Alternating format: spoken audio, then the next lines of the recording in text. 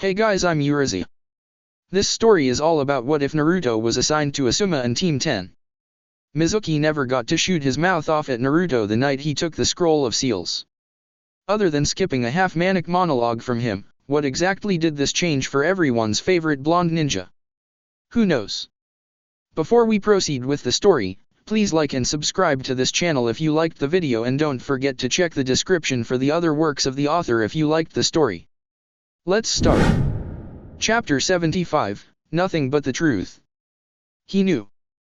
The Sandaime Hokage knew about Itachi's orders to massacre the Uchiha clan. He had confirmed this with his own words. With that being said, he was probably the man that had issued the order to begin with. He was the man in charge of the whole village.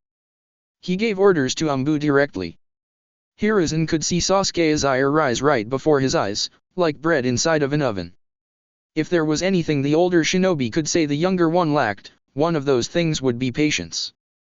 A young man's rage was not something that he was unfamiliar with, nor was it something that intimidated him. Would you like to attempt to kill me now, or would you like to hear more? He asked plainly. Sasuke's mouth fell open at the village leader's blunt statement. It was then that he realized his fist had been clenched tight enough to go numb.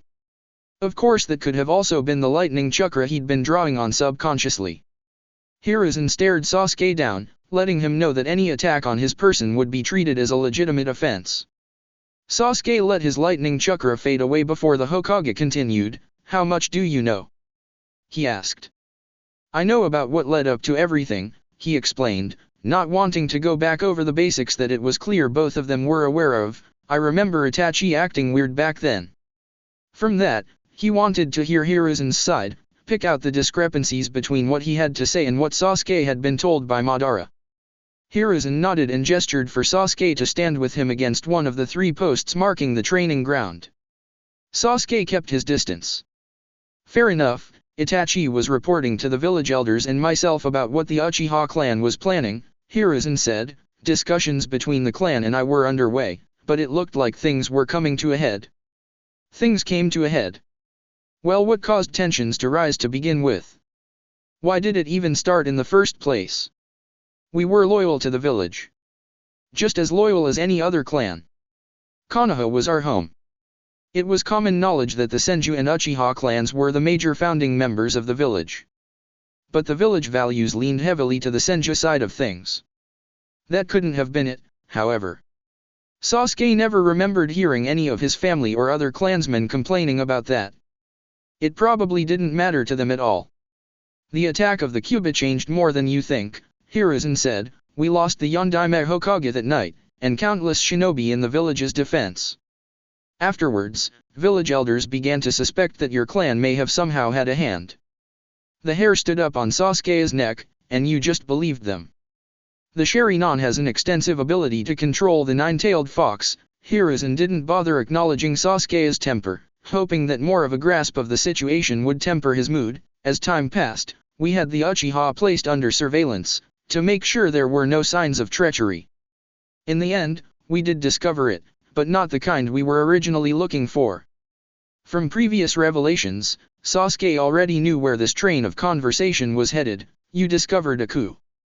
Hiruzen nodded grimly. The preparations for one, at least, he said. Uchiha clan members were inserted throughout Konoha's command structure, spread out, covering as many bases in prime positions as possible. These were talented men and women, who deserved their positions, worked hard for the village. But they were spies. He had so desperately hoped otherwise when he began investigating the people in question, but the results were what they were. And as such, he had to respond in order to keep the village operating as well as possible. These people weren't outed from their positions, instead being fed as much false information as possible to stunt the coup's progress. And then, something important happened that changed the trajectory of things for both Konoha and the Uchiha clan alike.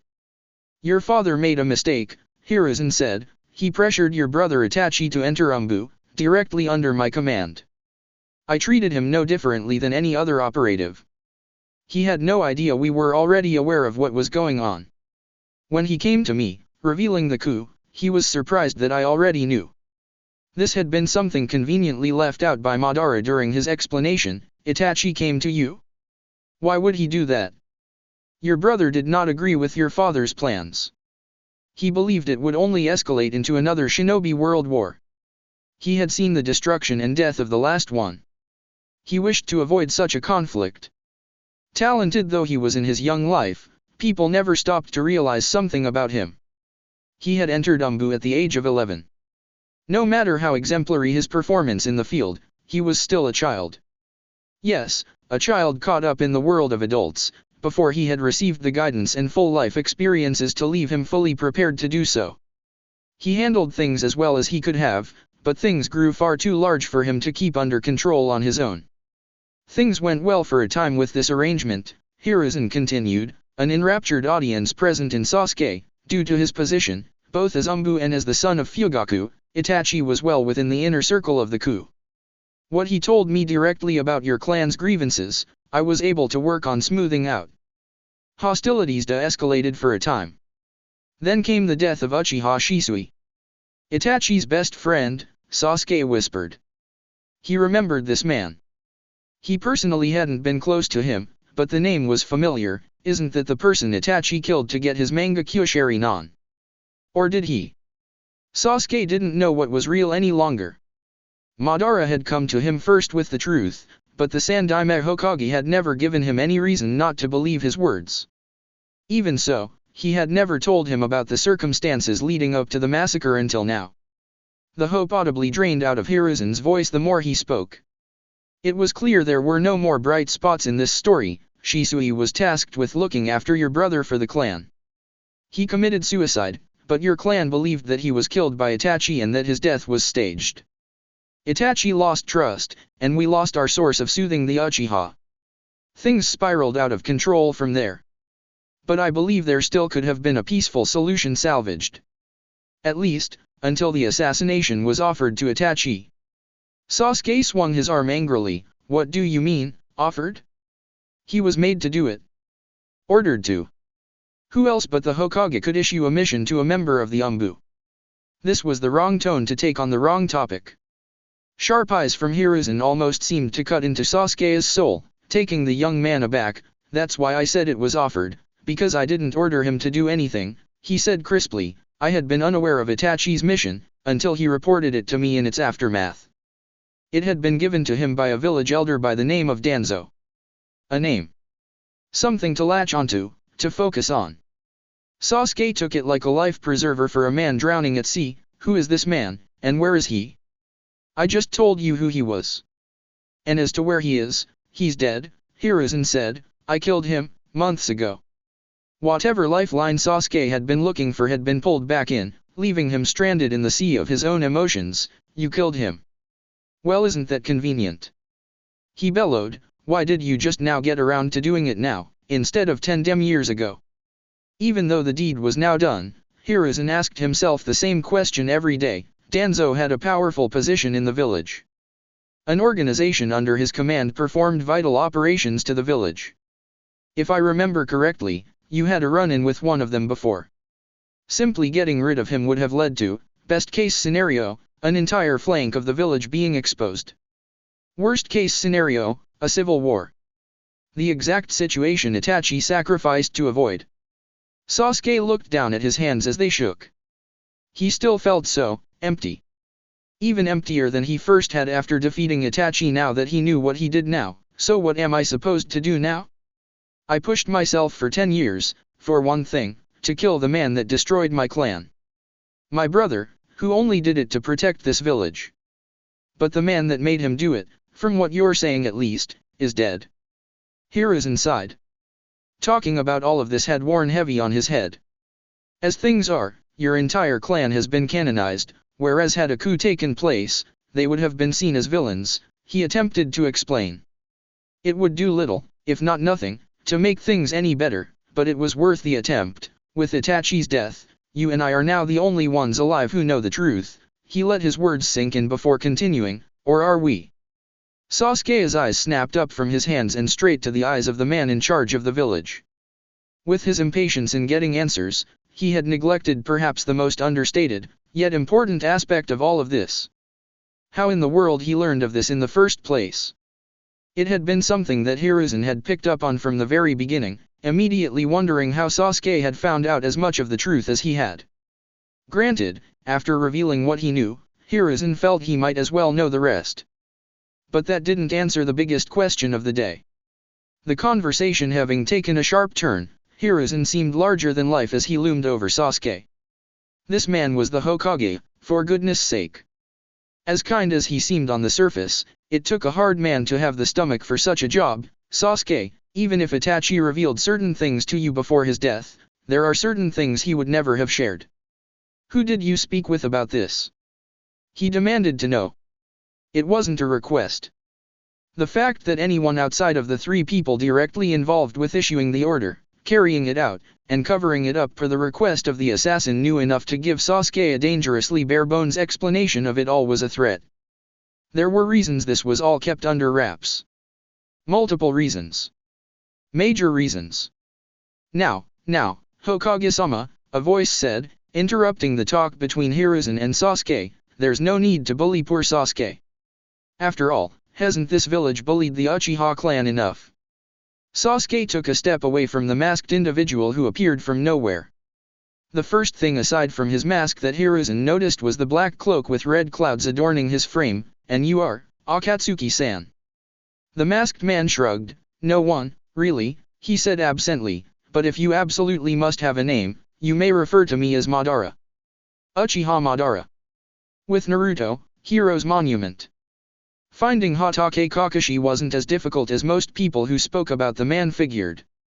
He was oftentimes late to everything, but that didn't mean he was a secretive person. If one was searching for him, there were a handful of places he could be found. Places like his home, the Jonin standby station to wait for missions or catch up on rumors, or the Hero's Monument, to mourn and reminisce. Sakura guided Naruto to the latter in order to find the silver-haired masked man. Fair play to her, she was 100% correct, as they managed to locate him without any difficulty. Kakashi had been surprised to find his most recent kunoichi student with his sensei's only child. Doubly so that Naruto had come to see him. They weren't exactly close, even after the mission to save Naruto from Iwagakure. They had always had a decent enough relationship, and had become even more cordial with one another in the aftermath. He had greeted the pair of Chunin kindly enough, but it wasn't a social call apparently. In fact, what Naruto had to tell Kakashi left the man speechless at first. Naruto told Kakashi everything Sasuke had let slip to him atop the Hokage monument earlier that morning. That Itachi had been ordered to carry out the massacre of the Uchiha clan. That was what he told me, Naruto said, having finished divulging all that he could to Sasuke's teacher. His mouth felt dry after having said all of that. The atmosphere felt heavy. Kakashi knew why they came to him. He was the experienced veteran. One of the finest ninja ever to come out of Konoha. He had all of the answers. Or at least, he was supposed to. That was the idea. Not for this. Not for anything like this. Kakashi didn't even know where to start. Have you told anyone else? He asked. Naruto and Sakura both looked at each other before Naruto shook his head and answered, no. I went to get Sakura so she could help me find you. She's the only person I've seen other than Sasuke since I woke up this morning. Sakura couldn't believe any of it.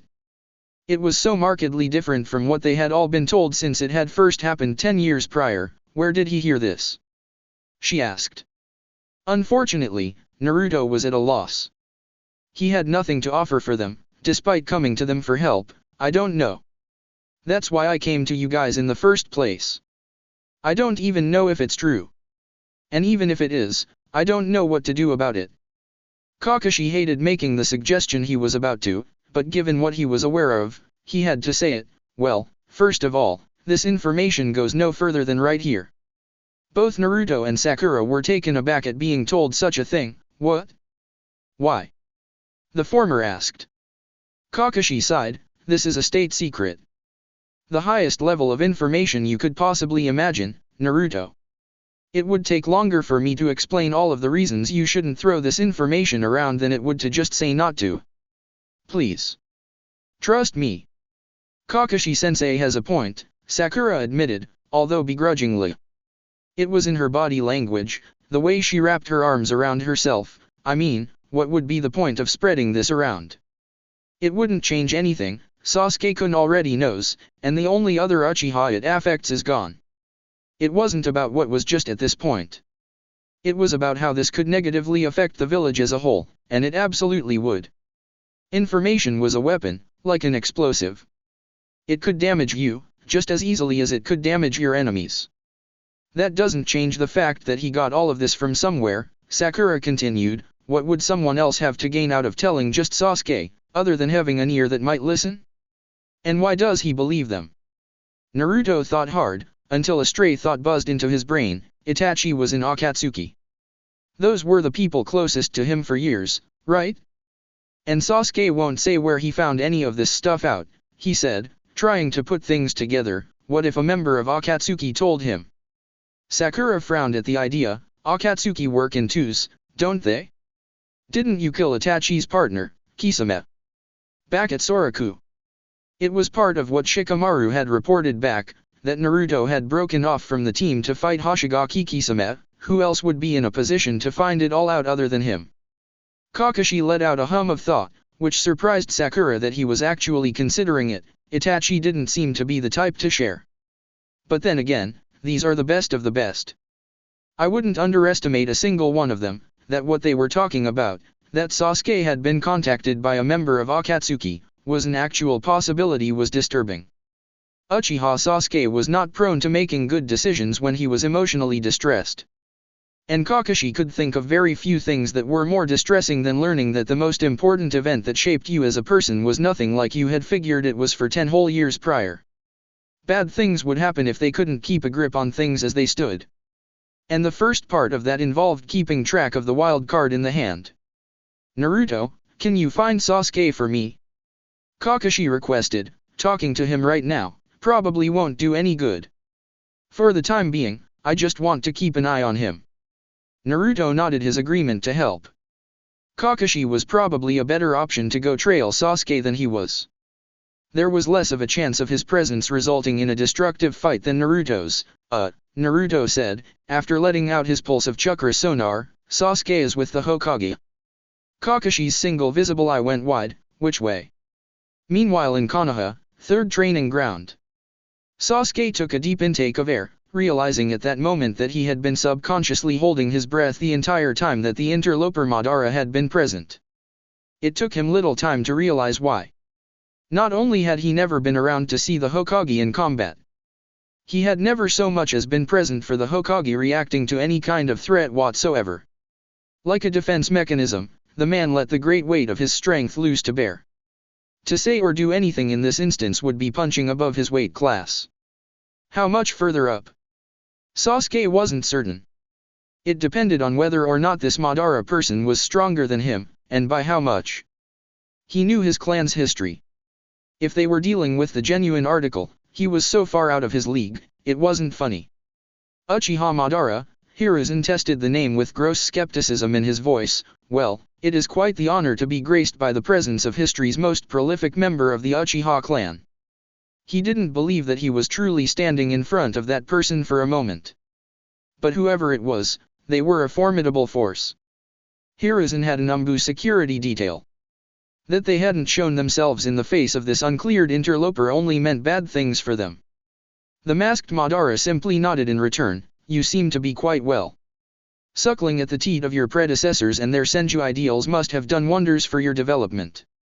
Hiruzen was quick to cut off that line of reasoning. Stow the prejudices, please. I am my own man. My own Hokage. While I was influenced by those who came before me, the decisions made for the sake of Konoha's development were my own. Madara conceded the point, backhandedly so. True enough, my village does seem to be flourishing. Blood must be a wonderful fertilizer for the tree of the great leaf. Decades of political justing tempered Hiruzen's nerves to steel. Nothing anyone could say to him would come close to needling him. Have you appeared simply to waste your breath and my time with petty, snide remarks, or have you come for a legitimate purpose? Other than revealing the truth to young Sasuke, Madara said, gesturing slightly to the individual in question, I believe I've said it already. I've come to take a look at how my village has grown and changed. It's been a long time, and I don't think it will be here for much longer. The pressure over the scene immediately increased. That's a very stark threat, Hiruzen pointed out. Madara treated it as though they were discussing the weather, not so much of a threat. More of an observation, he said. There is a meeting with the fire daimyo soon, or so I'm told. Tell me, does that man know about any of this? I wonder how Konoha's standing will be affected by this? And what of your fragile alliances? To know that Konoha could so casually eradicate a smaller force so maliciously. So, callously. He knew more than he should have. There were a handful of people in the village privy to the upcoming meeting. None of whom would let that information slip lightly. This individual had so brazenly infiltrated the village, only being seen by those he wanted to reveal his presence to. And here he stood, in front of the most powerful shining in the village, with no fear of reprisal for all he had a hand in, as well as things he would endeavor to do in the near future.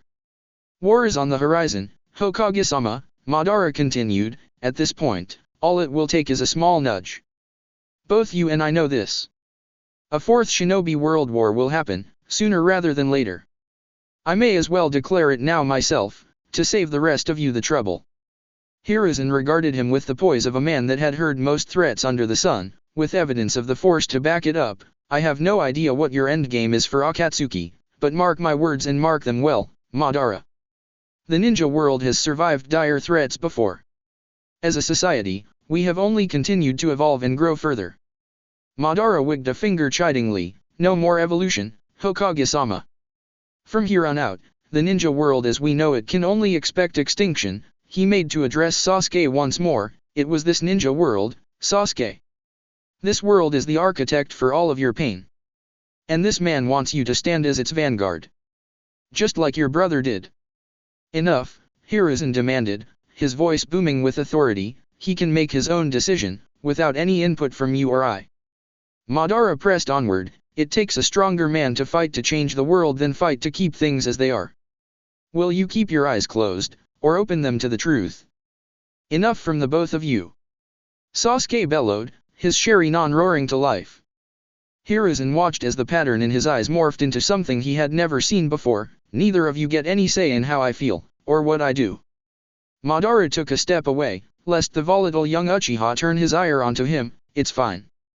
Your eyes have just recently opened after being closed for so long. But they'll adjust to the light eventually, as mine did. A grim smile came to Hiruzen's face as he moved to strike. Do you think leaving will be so easy? His movement was a diversion for a Kagebunshin that formed behind Madara, quickly stabbing at his back with a previously concealed kunai. The blade merely passed through Madara as though he were a specter. Madara chuckled and destroyed the clone in a move that Hiruzen couldn't see. You can't stop me, Hokage-sama. Not now, and not in the future. As he spoke, Kakashi suddenly arrived, taking in the scene. His appearance caught Hiruzen's eye for a split second.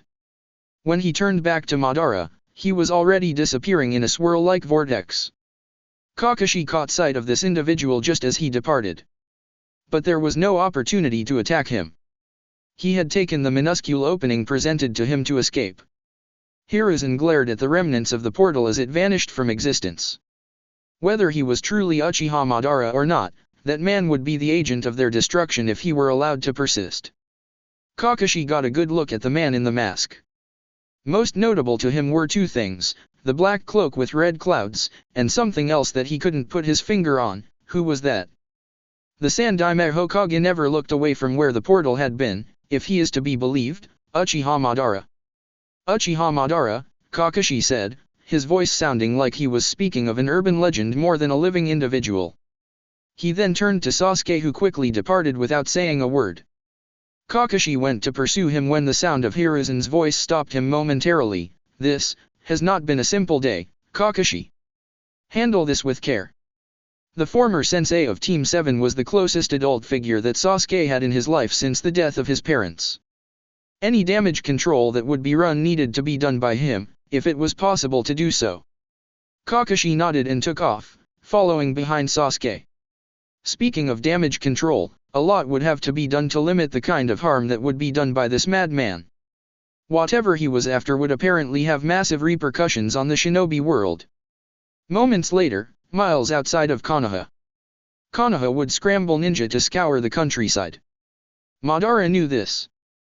They were likely already moving to locate him, but they never would. After he had left in his portal, they were already too far behind to ever catch up.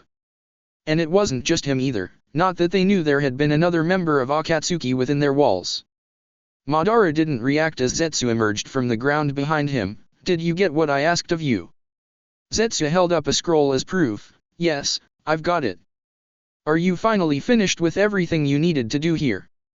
The white half of Zetsu asked before the black half took over. There's still too much work to do to be bogged down with side projects. A side project wasn't how Madara would have described it. Not completely. Though, it would have been a lie if he said there had been nothing sentimental about the visit. But he wouldn't, because it was of no concern. Nothing has changed. Make sure Hidan and Kakuzu are ready to mobilize again. What about you, Tobi? White Zetsu asked. From now on, refer to me as Madara, the masked man requested, and as for me? If you want something done right, you have to do it yourself.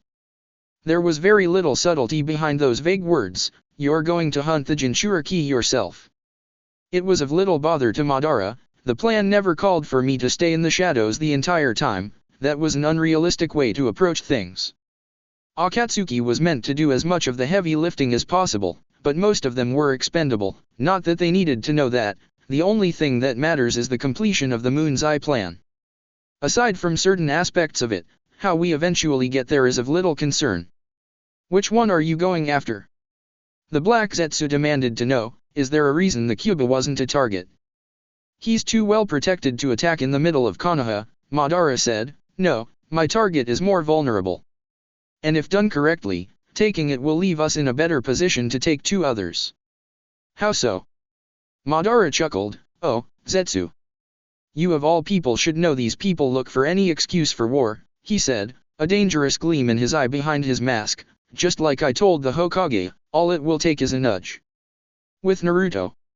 It had been a very trying morning for Naruto, and he hadn't even been at the middle of it this time.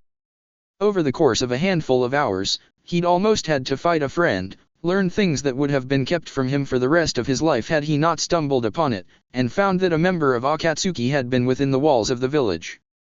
Naruto's stomach was empty. His head was swimming.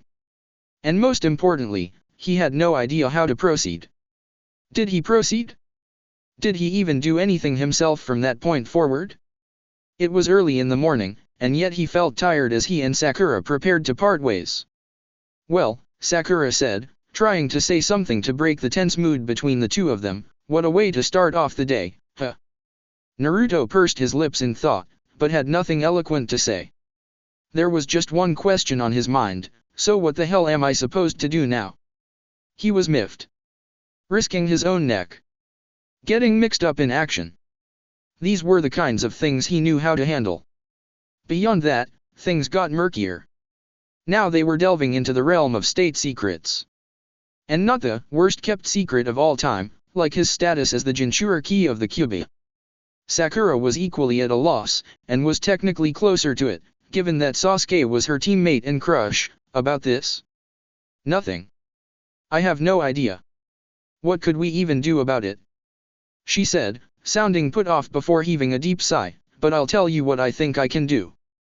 I'm going to talk to Kakashi-sensei, and then I'm going to find Sasuke-kun, because I really don't think he needs to be alone right now. That was fine for her, but it still left him twiddling his thumbs. And what about me? He asked. Sakura reached out and put a hand on Naruto's shoulder. Go home. There isn't really a lot more that can be done at this point. Naruto frowned and clenched his fists. Sasuke was a friend. Not the best friend, but a friend all the same. They had been through their share of crap together, and now this. What kind of friend am I? What kind of shinobi am I if I'm completely useless over something like this? Sakura let out a laugh with a slight awe, smiling at Naruto as she did so. I guarantee, useless is the last thing you are, she said, moving in to give him a soft peck on the cheek. Thank you for coming to get me this morning. Thank you for helping. Tell Ino we need to get together soon. Later. Naruto stood back as she headed off to presumably meet back up with Kakashi and do as she had informed him she would.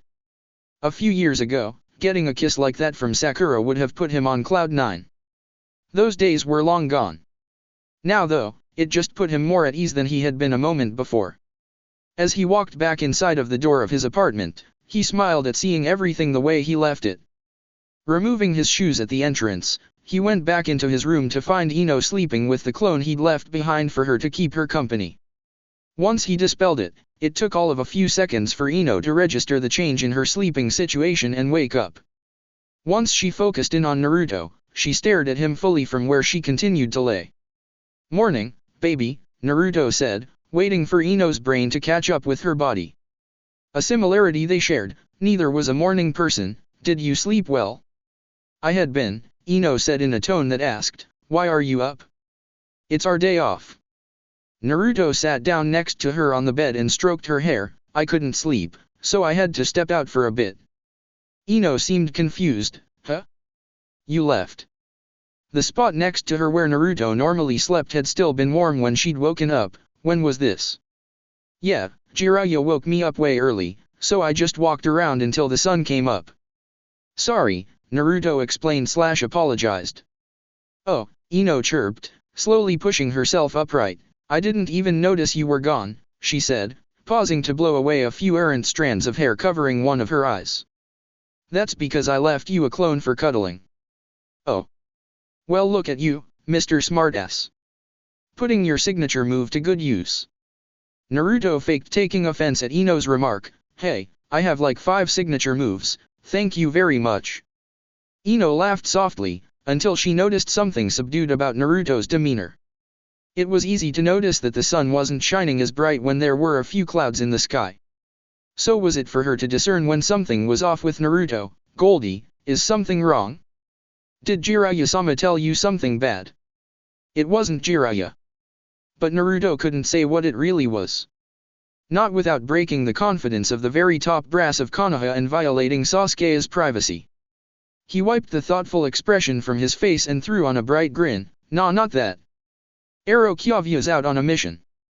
He wouldn't tell me what it's about before he left. Just wondering what he's into this time." "Well, don't be peeved that you couldn't go with him," Ino said, trying to perk her man back up. "Your recovery period is almost over. I'm sure there are some juicy assignments all set up for us whenever you are." Naruto raised an eyebrow, smirk firmly planted on his lips. "Us?"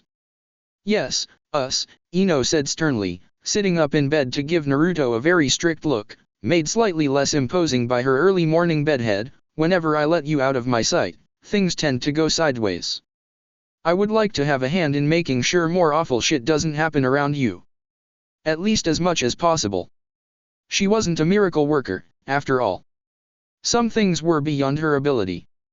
Simply keeping Naruto out of trouble completely was out of the question. Naruto laughed, though it was more of an either laugh or cry kind of moment. "Oh, you don't even know." Ino sighed and smoothed out her nightgown before folding her arms over her chest expectantly. "Well, I'm up now. Make me breakfast, Goldie." Naruto scoffed. She wanted him to do what exactly? Making breakfast for Naruto involved boiling water for instant ramen and pouring some juice or milk. At best, he'd fry an egg or something. There was little chance of that being sufficient enough for Ino's palate. "You make breakfast." Ino was bullish in personality enough to clash with him on this. "Why don't you make me make breakfast?" Now that they were talking about food, Naruto could admit that he was hungry. But he wasn't about to back down now of all times in the face of such a challenge. "I'll drag you to the kitchen and chain you to the fridge. You'll make something eventually. Either that or eat raw ingredients." Ino raised an eyebrow and calmly placed her hands in position for mind-body divide. "Fine. I'll make you make me breakfast." Naruto's eyes went wide. He had seen that jutsu in action, back in Iwagakure when she'd used it on that strong guy he'd been fighting to make him go away. He had no idea how long its effects lasted, but he wasn't interested in finding out firsthand. Ino found herself tackled down onto the bed, tussling to get her hands in position to aim at Naruto to make good on her threat. It was too early in the morning to wrestle. Why did Naruto have to be so much stronger than her? And why did he have to specialize in that Nebakan taijutsu style? It was unfair how much better at grappling he was. Goldie, your hand does not go there dash, oh. Okay, yes it does. It goes there. At the very least, it didn't last long before something more enjoyable started. A different kind of hunger was getting satisfied for the time being. The next day, Tetsu no Kuni. It had been a quick trip to the border for Jiraiya. He knew the countryside of Hai no Kuni like the back of his hand, so making good time from Konoha to where he had set up to meet with his team wasn't a difficult task. He just hoped that there was good news when he got there. He traveled to a great stone bridge with a large gate on one end, fashioned in the shape of a stand holding a sheathed sword with the kanji for samurai on it. The bridge sat in a valley, bringing together two sides of a crevice. It was very rocky area with some trees growing straight out of the cliff walls. Upon reaching what was supposed to be his destination, Jiraiya looked around for any indication that his allies were around. A smile came to his face when he saw the side of a tree somewhere in the crevice decorated with wooden skewers in the shape of Konoha's symbol. Well, that's unnecessary. You know, you could have just come out when you saw me, Anko. The woman in question appeared with a big grin on her face as she sauntered over to the Toadsunin, but Jiraiya-sama, what kind of fun would that have been? All this sitting and waiting around is boring. Not far behind, Tenzo came out of hiding, garbed in his face guard-style headband and standard shinobi garb. It's safer than tracking Otagaku day and night, isn't it? Anko rolled her eyes, says the guy that can make a house whenever he wants. Don't remind me. I haven't had decent time to rest in weeks, so I guess this is fine. Well, thanks for all of the hard work, Jiraiya said before letting out a dramatic sigh. Beauty, and a work ethic like yours? What a woman. Anko puffed out her chest, playing up to the praise, and don't forget it, either. The fucker left a trail heading out of Tetsu no Kuni. All I had to do was follow the breadcrumbs, Anko said, sounding quite proud of herself before gesturing her head in the direction of her partner. Oh, and Tenzo caught up near the end too, I guess. Tenzo gave her a deadpan stare in return. Thanks, Anko. No, really. Jiraiya chuckled at the good-natured ribbing. He knew Anko was aware of why Tenzo was late to link up with her. She was just having some fun, don't be upset with him. He was needed somewhere else for a bit. It was important, he said, before getting onto track, right? So where is the old snake headed? Take a look at this, Anko directed, pulling out a map documenting the movements of her quarry. He had a good chunk of Oto ninjas with him. I had to keep a distance. He's got a really good sensor with him. Like, really good. I have no idea what her range actually is. She was a redhead with glasses. Anko had gotten close enough to spot her one time. Only once. The rest of the time, she had to follow them from miles back. And not by 1 or 2 miles. A minimum of 10. It was remarkable. You know, you could have sent me an Inuzuka, Anko mentioned offhandedly, it would have made this whole thing a lot easier. Jiraiya nodded in understanding. Anko was one woman. Keeping tabs on what was going on wasn't worth being discovered. He needed her in a position to keep providing him with what he needed to know. What are they doing here? Anko's face turned to one of great distaste. 5 villages have gone up in smoke since he got to Tetsu no Kuni. She had been through all of them in the aftermath. She hadn't been able to get close during the attacks, lest she get discovered. I don't know what he's after, but he's starting shit in the samurai's territory. If this goes any further. She trailed off, knowing that Jiraiya had a grasp of the situation, better than she did, in fact. It was going to blow back on the shinobi world as a whole. The number 1 cardinal rule of the elemental nations, especially for the 5 great shinobi counties, was not to mess with Tetsu no Kuni. It was taboo. An old rule since long ago, before the hidden villages came about. Back then, it was likely because while the country had been unified under the banner of the samurai, the rest of the nation was comprised of significantly smaller clans doing battle between one another. It was a professional army against a contingent of mercenaries. There was no question that the clans would have been dominated in the open field by the samurai.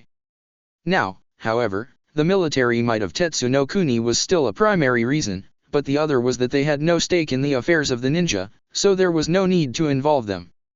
Clearly, Orochimaru cared little for any of this, or whatever consequences would befall many because of his actions. Yeah, Jiraiya was not pleased. But then again, he hadn't been happy about what he would have to do since he had accepted to lead this mission. We have to stop him as soon as possible. I know both of you have probably heard this before, but it's not the same. We're out of the shadows now. Both Anko and Tenzo looked at each other. Atrocities were nothing new to Orochimaru, but he had never been so upfront with his activities before. He wasn't hiding anything. He wasn't keeping his crimes underground. People had always been getting hurt at his hands. Tenzo and Anko were survivors of his malicious ways. No one else needed to deal with what they had. Orochimaru didn't get to just destroy more lives and continue on while others had to pick up the pieces. Jiraiya looked over at his two team members. He'd first met them over 10 years ago, when they were little more than victims. Now they were skilled adults. A far cry from the exploited children they had been. I know I don't have anything to relate with when it comes to the two of you. All the bastard ever did to me personally was abandon the village, he spat, but he was my teammate, and I couldn't stop him when it counted.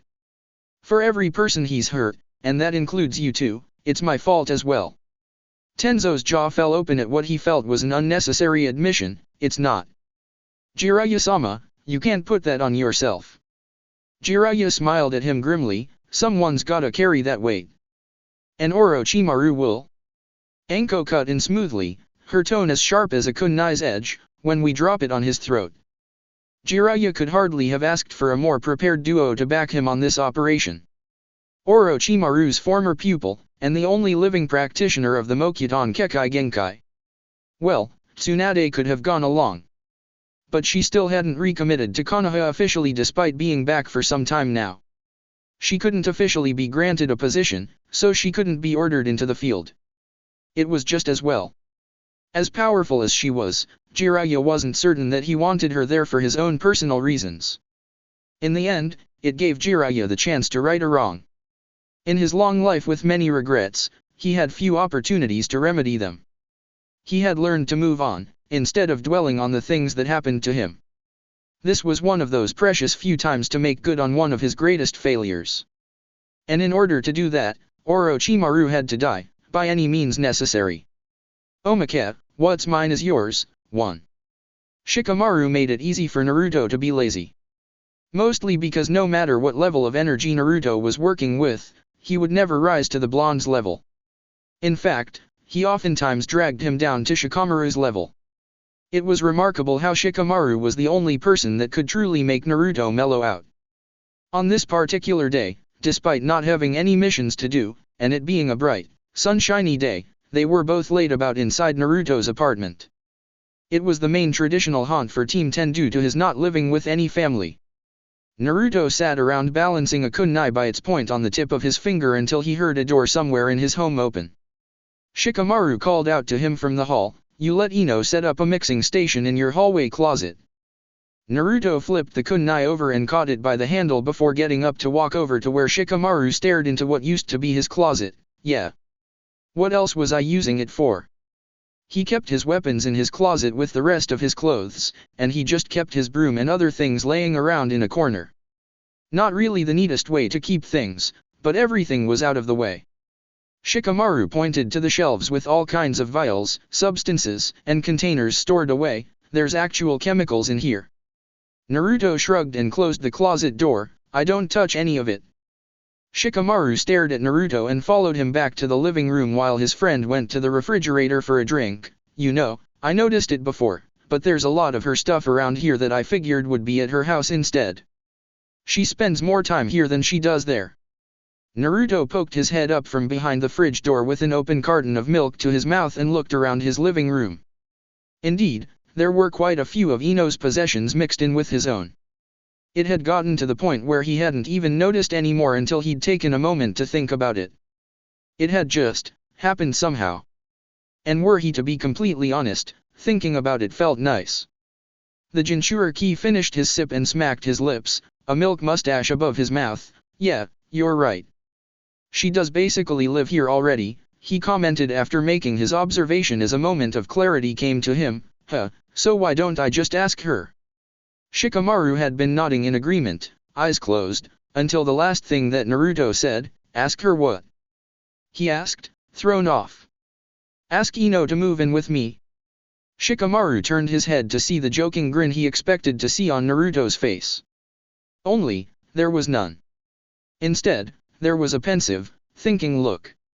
And it made Shikamaru's blood run cold. "Oh man, you're serious." "You can't be, but you are." Naruto shrugged and sat back down, leaned back, relaxing on his couch with his head tilted back to the ceiling. "Yeah, I am." "What's the big deal?" A shadow tendril reached out and smacked him on the chest, hard. "Ow. Ass." If he left a mark, there was going to be trouble. Shikamaru ignored Naruto's complaints in light of his own. "Would you stop trying to be responsible and grown up already?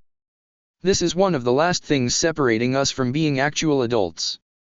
"A serious relationship?" Naruto asked rhetorically. Someone was certainly overreacting. Shikamaru hadn't complained so much since Naruto and Ino had officially started dating. "Besides, it's me doing this, not you. It's not like you have to live with us."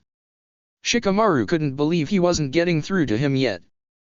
Naruto's at times dense nature struck yet again. "If you haven't noticed by now, all of your crap tends to trickle down onto me," he explained, ticking off examples on his fingers to prove his point. "Become a Chunin? I wound up doing it with you? Join the Guardians? I did it with you." Naruto grinned mischievously and added to his friend's total. "Have to go undercover as a stripper? You did it with me." Shikamaru pointed across the room sternly. "I told you, we don't talk about that." His posture then relaxed. "Either way, history shows that whenever something big happens in your life, I wind up getting dragged along. And this was one thing he wanted absolutely nothing to do with in any way, shape, or form." Naruto and Ino could keep the cohabitation to themselves. It somehow worked for them, which was kind of amazing when Shikamaru stopped to think about it. The two hardest-headed people he knew actually got along in their relationship very well. "Because we're brothers," Naruto exclaimed, laughing when he got Shikamaru to groan in resignation to his fate as Naruto's best friend. "But this is different. It's almost impossible for this to affect you, seeing as how you don't even have a girlfriend to get sucked into moving in with." The dreaded G word sent a chill down Shikamaru's spine. And it would put ideas in the head of someone else if she so happened to hear it. "This doesn't reach Ino. If she hears that I said anything about this, she'll try and set me up. And if she's going to be making me miserable with that, I'll make sure you're miserable too. Because brothers." Naruto squinted his eyes at Shikamaru, turning the whole brothers thing back on Naruto. "I'm not sure that's how it works. But all of my friends kind of suck, so it probably is." It certainly seemed that way to him. "At least, having a girlfriend isn't a bad thing though, Shika. We just have to find you someone that you can stand. That's all." It was appreciated that Naruto tried to put a more positive spin on things that Shikamaru would have, but the latter was willing to be realistic. "Good luck with that. I've yet to meet a woman that I haven't found troublesome." Indeed. A girl that ticked enough of Shikamaru's boxes to get him to actually think about engaging with her wasn't just going to drop out of thin air. Shikamaru waved off the topic altogether. "Let's just hold off on that for now, and get back to it never. Anyway, are you sure you're ready to do this? Not just because I say it's a bad idea anyway, but because Ino's dad's gonna kill you." Naruto let out a mighty scoff. "Ino's parents like me?" "Yeah, they do. And her mom is probably going to be okay with her moving in with you. Inoichi, on the other hand, do you really think he's going to be cool with giving her up to you?" "What's wrong with me?" "That you're a guy who's taking Ino away." "Duh," Shikamaru told him. "Ino's a daddy's girl, and the feeling is mutual. Think about it." "I still think you're exaggerating." That was fine. Shikamaru had a quick way to nip this discussion in the bud. "Does Inoichi know that you've had sex yet?" There was a pregnant pause before Naruto answered. "He knows we spend the night together a lot," he answered, trying to deflect. Shikamaru smirked, knowing that he got him. "That wasn't what I asked. The term, see no evil, hear no evil, speak no evil, applied here. If he hasn't seen proof or been told, he's never going to put two and two together himself. And when he does, oh boy. Naruto would never admit to being afraid of another person. But the idea of pissing off Ino's telepath dad, who served on one of Konoha's premier teams, and as a top member of the Konoha torture and interrogation force left him uneasy. You think Ino's mom knows? Any avenue to him finding out was a possible threat. Shikamaru nodded. Oh, she definitely does. But like you said, she likes you. And she's smart enough to know better than to tell Inoichi.